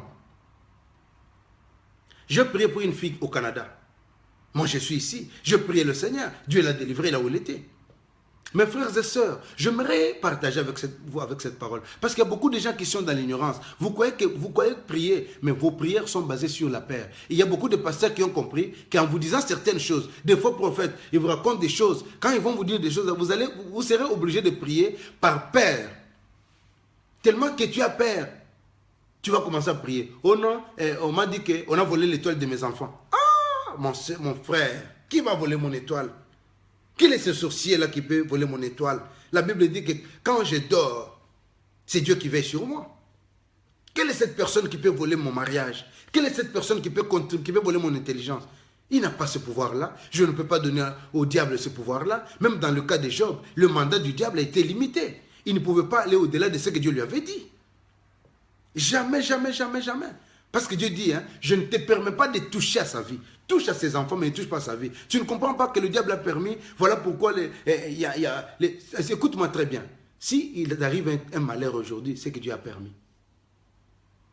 C'est que Dieu a permis. Les gens ne comprennent pas. Par manque de connaissances, il y a beaucoup de gens qui sont passés à côté de leur bénédiction. Alors, j'étais en train de dire ceci. La prière, n'est-ce pas? S'il y a beaucoup de gens qui ne comprennent pas pourquoi Dieu ne vous exauce pas, c'est tout simplement parce que la prière est basée sur la sorcellerie. Je te donne un exemple, la peur. Je te donne un exemple. Tu avais un homme sorcier. Excuse-moi le terme, tu couchais avec cet homme. Tu as eu des enfants avec cet homme, il ne t'a pas tué. Un jour, un prophète arrive, il te dit, bon voilà, cet homme-là est sorcier. Directement, tu commences à craindre cet homme-là. Mais pendant tout ce temps, pendant que tu étais dans l'ignorance, il n'a pas tué. C'est seulement le jour que tu as su qu'il était sorcier, c'est ce jour-là qu'il va te tuer. C'est que tu n'as pas encore compris. Quand tu vivais encore dans l'ignorance, il ne t'a jamais tué. Quand tu ne connaissais pas qu'il était sorcier, il ne t'a jamais tué. C'est seulement maintenant qu'on t'a dit, tu vas commencer à avoir peur. C'est que soit ta prière là, elle est basée sur... C'est une prière que Dieu n'exaucera jamais. Jamais, jamais, jamais. Alors, donc il y a beaucoup de gens qui n'arrivent pas à prier. Alors, la peur est l'ennemi de la foi.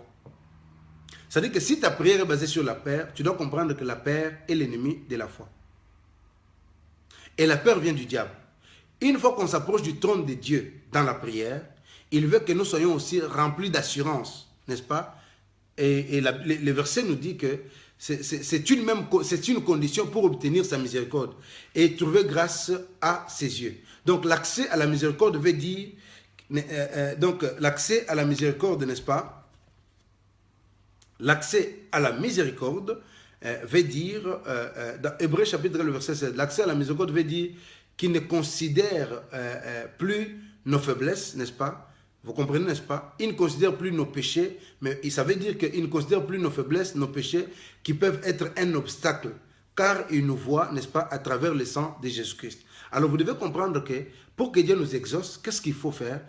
Nous devons implorer le sang de Jésus-Christ. C'est-à-dire quand je m'approche de la gloire de Dieu, du trône de la grâce, suivez-moi très bien, je m'accroche à Dieu, et à ma sœur Rose Angélique, quand je m'accroche à Dieu, ma sœur Aïda Ziza, je m'accroche à Dieu, j'aime le Seigneur, je m'approprie de ce Dieu-là, il devient mon Dieu, c'est que je me suis approché du trône de la gloire dans la prière. Maintenant, quand j'ai l'assurance que lui va me délivrer, qu'est-ce qu'il va faire? J'obtiens miséricorde, c'est-à-dire qu'il me regarde au travers le sang de Jésus-Christ. Parce que si Dieu pouvait nous regarder, nous, en tant qu'hommes, même moi ici, je ne serais pas béni, même toi, parce que moi qui te parle, je ne suis pas juste, j'ai mes défauts, j'ai mes erreurs, mais Dieu, quand il me regarde, il regarde son Fils Jésus-Christ. À cause du sang de Jésus-Christ, il me pardonne. C'est ainsi que lorsque vous lisez la parole de Dieu, vous allez tomber sur l'histoire de... vous tombez sur l'histoire d'Isaac. Avant sa mort, il voulait bénir ses enfants. Avant de les bénir, qu'est-ce qu'Isaac fait? Il appelle son premier fils. Et le deuxième, il voulait les bénir. Mais les corps là, quand je touche, je sens que ces corps, c'est Ésaü. Mais dans ton fort intérieur, c'est qui? Il dit, c'est Jacob. La voix, c'est la voix de Jacob. Vous savez pourquoi? Suivez-moi très bien. Et pourtant, il dit la voix, c'est la voix de Jacob. On reconnaît une personne comment? On reconnaît une personne par sa voix. C'est que cet homme reconnaissait. Et il savait que c'était Jacob. Oui.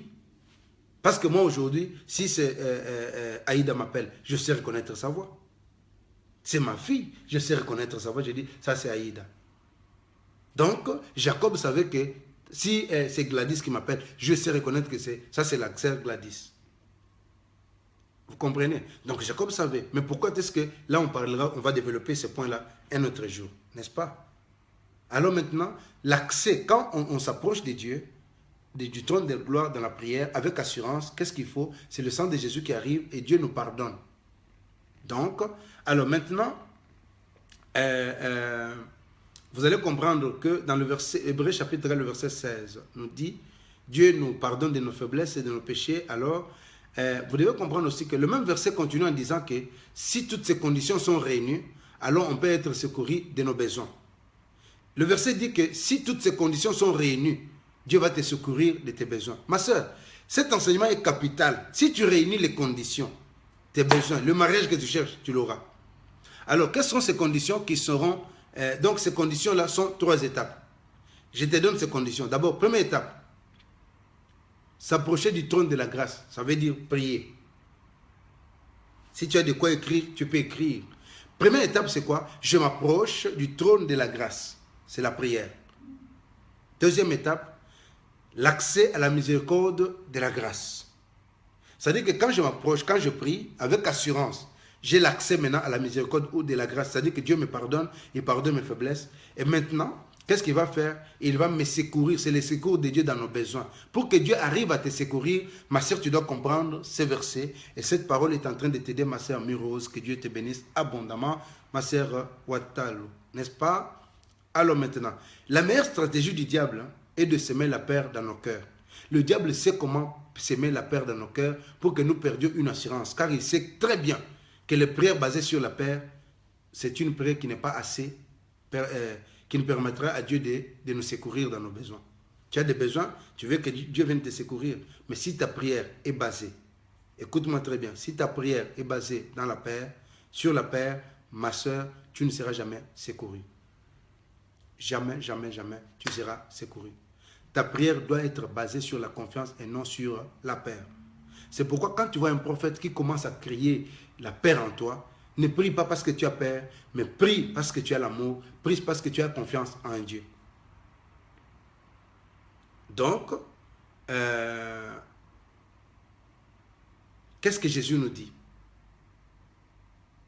Le diable veut se mêler. C'est pourquoi vous allez voir que tu m'as connu sur Internet. Tu vas appeler une personne. Est-ce que tu connais le pasteur Jimo? Ah, je connais. Mais cette personne-là ne me connaît même pas. Il va te parler pour te décourager, pour que tu ne viennes pas à l'église recevoir ta bénédiction. Quelqu'un peut te décourager. Parce que le diable sait qu'en sémant la peur, c'est pour te faire du mal. Alors, je dis aux gens qui sont encore connectés ce soir que nous avons notre compte YouTube, n'est-ce pas? Jimo Pastoral, Nora peut nous aider. Tu peux aussi te connecter parce que bientôt, tellement qu'on a on est sollicité partout, on va commencer à faire des directs sur YouTube. Alors, nous voulons qu'il y ait beaucoup de gens qui vont se connecter sur YouTube pour pouvoir. Alors, c'est maintenant ou jamais où tu dois te connecter, t'abonner. C'est-à-dire que va sur YouTube, va t'abonner, tu écris les Jimo Pastoral, Jimo avec X et puis à la fin, les Jimo Pastoral sans E à la fin. Et puis tu vas te connecter et nous allons prier. Donc je clôture maintenant mon message pour vous dire ceci. Et c'est le dernier verset que je vous donne et puis on va prier le Seigneur.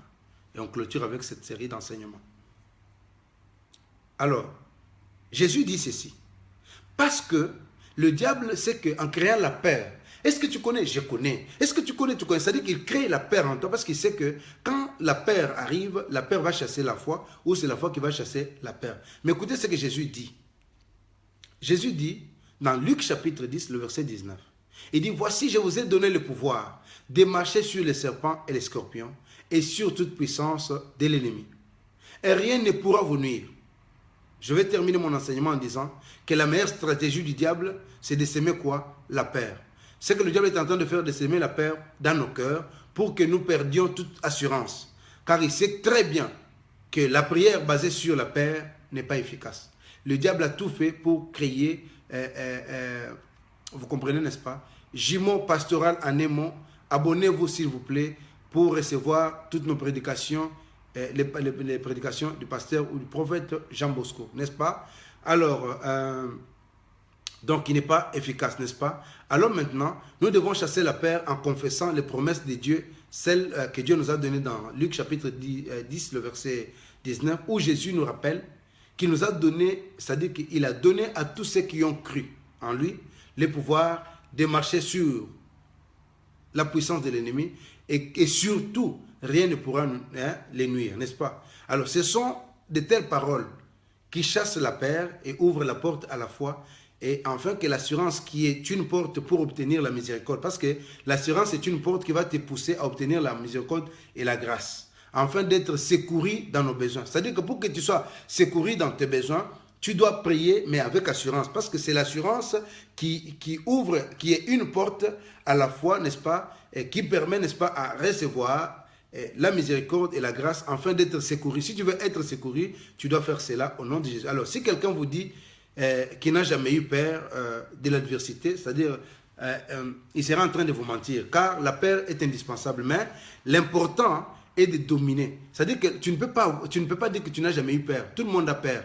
Mais l'important, c'est quoi? C'est de dominer la peur. Ce n'est pas de le laisser faire.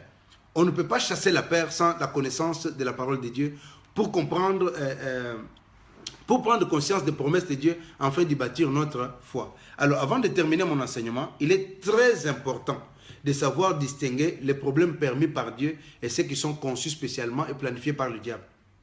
Donc, écoute-moi très bien, et ça c'est capital, je clôture mon enseignement. Avant de terminer cet enseignement, il est très important de savoir distinguer les problèmes. Il est très important de savoir distinguer les problèmes. Tu dois distinguer. Ça c'est important et c'est capital et je clôture mon enseignement. Avant de terminer mon enseignement d'aujourd'hui, il est très important de savoir distinguer les problèmes permis par Dieu et ceux qui sont conçus et spécialement planifiés par le diable. Parce que dans la vie, nous avons des problèmes conçus par Dieu et nous avons aussi des problèmes qui sont spécialement conçus par le diable. Dieu peut permettre que nous traversions des moments difficiles pour nous forger, nous redresser, n'est-ce pas, pour nous parler sur un sujet assez doux, donc assez, doux, d'où il peut permettre aussi au diable de s'introduire dans notre vie pour un temps, mais dans beaucoup de limites, mais avec beaucoup de limites. Comme dans le cas de Job, hein, Dieu a permis cette situation, mais le diable était limité. Donc vous comprenez. Alors, si pendant cette période, nous gardons une attitude positive dans une prière de louange, alors nous allons sortir vainqueurs. Mais si nous nous laissons emporter par notre impatience pour nous lamenter, abandonner la prière, alors nous allons échouer, et puis nous échouons, et puis reprenons à zéro jusqu'à ce que nous captions la leçon. Alors, l'avantage de traverser les épreuves permises par Dieu est qu'il nous garde jalousement en veillant sur nous et surtout en pourvoyant nos besoins pour nous faire avancer. Alors souvent, tout ce qui est dur, c'est l'essentiel. Et que Dieu soit de notre côté. Même quand je traverse des moments difficiles, hein, ce qui est important, que Dieu soit de notre côté. Si je traverse des moments difficiles, si Dieu est avec moi, c'est bon pour moi. D'autre part, il y a des problèmes qui n'ont rien à voir avec la volonté de Dieu, qui proviennent des conséquences de nos erreurs. Mes frères et sœurs, il y a des choses hein, qui proviennent des conséquences de nos erreurs. Ou simplement, ils sont planifiés et conçus par le diable. N'est-ce pas? Ils n'ont rien à voir avec la volonté de Dieu. Mais la seule solution pour en sortir, c'est d'utiliser les moyens offerts par Jésus-Christ en détruisant les plans du diable par la prière et en priant le Seigneur et Dieu nous fera grâce. Donc il y a des problèmes qui nous arrivent par nos erreurs, nous-mêmes, à cause de nous. Suivez-moi très bien. Je te donne un exemple. Toi, tu as, excusez-moi, hein, tu as 20 ans. Tu vas te marier avec une femme qui a 50 ans. Tu vas me dire que c'est le diable. Tu as 20 ans. Tu vas te marier avec une femme qui a 50 ans. Vous faites le mariage. Ou un homme, c'est-à-dire un homme qui a 20 ans. Vous êtes d'accord, tu l'aimes bien, c'est bon. Que Dieu vous bénisse, soyez bénis. Mais après le mariage, quand tu auras 30 ans, cet homme aura 60 ans. À 40 ans, il aura 70 ans. Ma sœur, tu seras toujours fidèle à cet homme. Est-ce que ça, c'est la faute au démon ou c'est toi-même le responsable? C'est ça la réponse. Je pense que tu as la réponse. Que Dieu vous bénisse. Merci beaucoup. Que le Seigneur vous bénisse abondamment. Nous avons été bénis ce soir et nous allons prier le Seigneur. Merci beaucoup, merci beaucoup. Merci ma sœur Nicole Condé. Que Dieu te bénisse abondamment. Ce dimanche ici, j'attends plusieurs personnes. Venez, venez pour la prière, pour la délivrance. Je sens l'onction et je sais que l'onction de Dieu sera au rendez-vous. N'écoute personne. Ma sœur Meta Timwanga Marguerite. Viens ce dimanche, maman. Viens, j'ai quelque chose à te dire. Viens ce dimanche. J'aimerais prier pour toi, ma sœur Meta. Soyez bénis au nom de Jésus-Christ de Nazareth. Donc, nous allons essayer de prier ensemble et par la puissance du nom de Jésus-Christ. Nous allons prier et puis on va clôturer notre prière. Aujourd'hui, j'ai beaucoup de rendez-vous. On va prier avec vous. Après, je vais clôturer. Je vous invite à l'église La Source du Salut. C'est sur boulevard de l'abattoir numéro 26. Boulevard de l'abattoir numéro 26 à 1000 Bruxelles, en face de l'école des arts et métiers.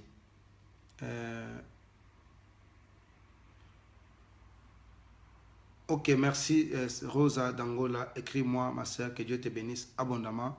Soyez bénis. Donc, je vous attends, sœur Vicky Orange, je vous attends à l'église aujourd'hui. Et non, demain, et non, dimanche plutôt, on viendra prier ensemble. Et je suis convaincu que le Saint-Esprit de Dieu est en train de nous faire du bien. Alors, nous allons prier le Seigneur. Nous allons prier le Seigneur. Et que Dieu d'Abraham... Nous allons prier. Notre première requête. Tu vas récupérer maintenant tout ce que le diable t'a volé. Voilà, mes soeurs, mes frères et sœurs, on va prier le Seigneur. Commence à récupérer tout ce que le diable t'a volé dans le nom de Jésus, prends tous le Seigneur. En vertu de la puissance du Saint-Esprit, je retire ce soir tout ce que l'ennemi a volé, Seigneur, à ma vie. Tout ce que l'ennemi a volé à mes enfants, je le retire dans le nom puissant de Jésus-Christ. Et j'annule ce soir toutes les visions, les rêves, les mots, Seigneur notre Dieu, les malédictions contraires à la conception et à la grâce de porter un enfant dans ma vie, dans le nom puissant de Jésus-Christ de Nazareth. Père de gloire, je prie, Seigneur. Commence à prier, ma soeur. Écoute-moi très bien. Pendant que tu pries ici, si tu n'as pas d'enfant, tu dois coucher l'argent. Tu vas annuler toutes les visions. Tu vas annuler les rêves. Tu vas annuler les mots. Il y a des mots, il y a des malédictions contraires à la conception pour que tu ne puisses pas concevoir l'argent, pour que tu n'aies pas de l'argent ou porter un enfant dans ta vie. C'est-à-dire que tu vas annuler cela au nom de Jésus-Christ. Prions le Seigneur. En vertu de la puissance, de l'autorité que tu m'as donnée, j'annule maintenant toutes les visions. J'annule maintenant, Seigneur notre Dieu, les rêves. J'annule les mots, les malédictions, Seigneur notre Dieu, contraires à la conception, Seigneur notre Dieu, et à la grâce de porter un enfant dans ma vie, dans les noms puissants de Jésus-Christ.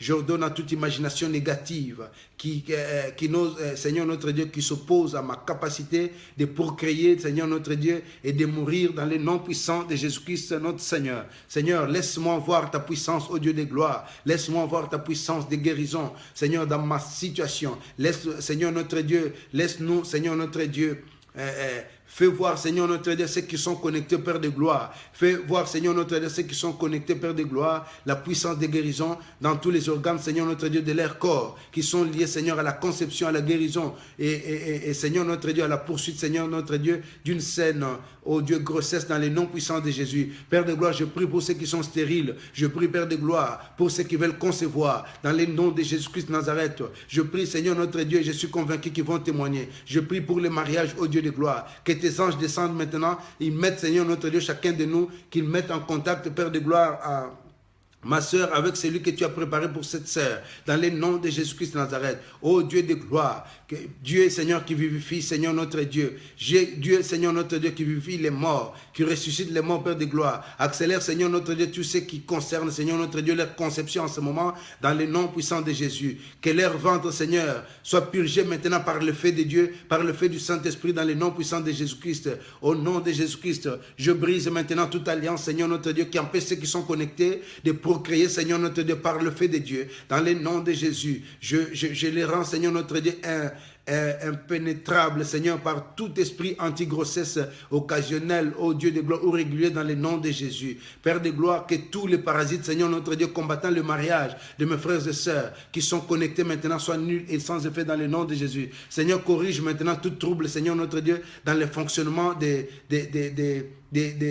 ovaires, Père de gloire, de tous ces gens, Seigneur, dans leur trompe, Père de gloire, dans leur ventre, Seigneur notre Dieu, de manière surnaturelle, dans les noms puissants de Jésus. Que le feu de Dieu, Seigneur, et les tonnerres de Dieu, Seigneur notre Dieu, détruisent maintenant tous les cadenas démoniaques utilisés par l'ennemi pour verrouiller, Seigneur, leur ventre dans le nom puissant de Jésus. Pendant que je suis en train de prier, que tu sais que tu as un problème pour concevoir, prends ta main droite, mets sur le bas-ventre et je suis en train de prier. Seigneur, active maintenant, Seigneur, leur ventre pour la conception dans le nom de Jésus-Christ de Nazareth. Tout cercle, Seigneur, vicieux de problèmes, Seigneur, répétitifs dans leur vie, soit brisé maintenant dans le nom de Jésus. Aucun, Seigneur, de vos rêves ne pourra toucher aux fruits, Seigneur, notre Dieu, de leurs entrailles, dans le nom de Jésus. Je plonge, Seigneur, notre Dieu, leurs entrailles, leurs trompes, Seigneur, leurs ovaires, Seigneur, dans le sang de Jésus. Et je revendique ce soir les promesses de Dieu concernant, Seigneur, la procréation dans la vie de tous ceux qui sont connectés dans le nom puissant de Jésus. Malédiction d'amertume prononcée contre toi, contre ta vie, contre tes enfants, contre ton église, contre ton avenir, contre ta prospérité. Maintenant, Seigneur notre Dieu, soit brisé par le sang de Jésus-Christ. Vous, malédiction de fausses couches, au nom de Jésus-Christ de Nazareth, je vous détruis tout pouvoir de la sorcellerie interne et externe qui ouvre, Seigneur, contre notre vie, Seigneur notre Dieu, qui travaille contre notre bénédiction. Je les détruis maintenant dans le nom puissant de Jésus. Que tout pouvoir de la sorcellerie, Seigneur notre Dieu, tout pouvoir, ô Dieu de gloire, qui couvre, Seigneur, ou qui héberge, Seigneur, ton ventre, reçoit maintenant le feu de Dieu dans le nom puissant de Jésus. Que tout suivi, tout contrôle de ton ventre, de tes finances, par le pouvoir de la sorcellerie, soit frustré maintenant par le feu de Dieu dans le nom de Jésus-Christ. J'ordonne maintenant, Seigneur notre Dieu, que tous les programmes des sorciers contre ta vie retournent contre eux dans le nom de Jésus-Christ. Je détruis tous les dépôts spirituels, Père de gloire. Je décrète maintenant la sortie de tout poison spirituel dans ton corps, dans le nom de Jésus-Christ de Nazareth. Poison dans ton corps, poison spirituel introduit dans ton ventre, introduit dans ton corps. La maladie maintenant doit sortir dans le nom de Jésus-Christ. Poison spirituel introduit maintenant dans ton sang, doit sortir maintenant dans le nom puissant de Jésus. Père de gloire, merci pour ce que tu es en train de faire. Au nom de Jésus. Amen. Mes frères et sœurs, nous sommes arrivés à la fin. Connectez-vous, connectez-vous, connectez-vous. Que le Seigneur vous bénisse et on se voit dimanche à partir de 11h30 pour la prière. J'attends nos frères et sœurs. L'homme de Dieu est là. Je prierai pour vous. Que Dieu vous bénisse abondamment. J'attends vos témoignages. Toi qui ne peux pas concevoir, tu vas concevoir au nom de Jésus-Christ. Toi qui n'es pas marié, tu vas te marier au nom de Jésus-Christ. Je déclare sur ta vie que si tu as connu des déceptions, que cela soit nul et sans effet dans le nom puissant de Jésus-Christ de Nazareth. Que Dieu puisse te valoriser et que le Saint-Esprit mette en valeur ce que tu avais perdu et que le Seigneur puisse restaurer ta vie. Et je déclare encore que ton sang devienne du poison à tous les buveurs du sang et à tous les vampires, tous les mangeurs de la chair humaine. Au nom de Jésus-Christ, tu deviens intouchable dans le nom de Jésus-Christ de Nazareth. Je rappelle encore, demain, nous avons l'enterrement de notre jeune frère Junior, qu'on a tué ici en Belgique. Ça se passe à Mons. c'est le fils de Papa Faustin, son papa et sa maman prient chez moi. Donc nous allons essayer d'aller là-bas. Je vous ai donné l'adresse et je donne encore l'adresse pour pouvoir clôturer, enfin de clôturer. C'est sur, à partir de 11h demain, à partir de 11h, l'église Saint-Rémy, place de Quams, l'inhumation à 12h au cimetière de Quams. Donc, que Dieu vous bénisse abondamment. Demain, on sera là pour soutenir la famille. Soyez bénis au nom de Jésus-Christ. Merci beaucoup. Priez aussi pour moi et on se verra demain pour commencer notre émission à partir de 21h30. Soyez bénis, que Dieu vous bénisse abondamment et j'attends. À chaque fois que vous avez un problème, ne manquez pas de nous appeler. On est là pour prier pour vous. Bye bye, que Dieu vous bénisse. Partagez ce message s'il vous plaît. Partagez, partagez, partagez, partagez. Taguez des gens. Que Dieu vous bénisse. On se voit dimanche pour la prière et demain aussi. Bye bye, que Dieu vous bénisse abondamment. Ok.